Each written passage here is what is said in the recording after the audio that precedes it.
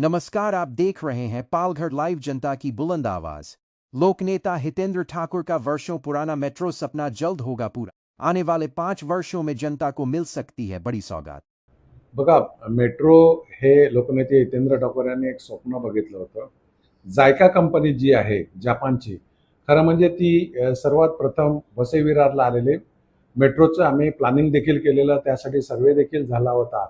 परंतु त्यावेळी फिजिबल नव्हतं वसई विरारला मेट्रो, त्यामुळे थोडंसं ते प्रकरण मागे पडलेलं.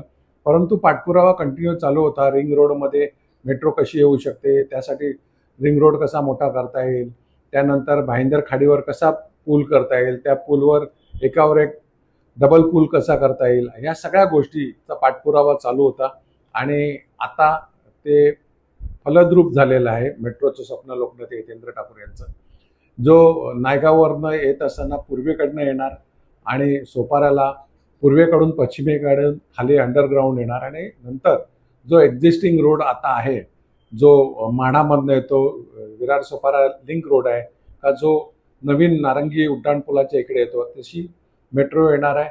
आणि त्याची कारशेड जी आहे ही विरार नारंगीच्या कोपऱ्यावर डोंगरेच्या इकडे कारशेड तिकडे येणार आहे.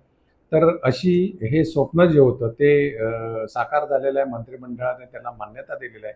गेले अनेक वर्ष त्याचा पाठपुरावा लोकनेते हितेंद्र ठाकूर, क्षितिज ठाकूर हे करत होते. आणि मला वाटते येत्या 5 वर्षामध्ये येथील जनतेला मेट्रो आल्यामुळे एक असं होणार आहे का, जो मीरा भाईंदरला जाणं, मुंबईला जाणं हे फारच सुखकारक होईल.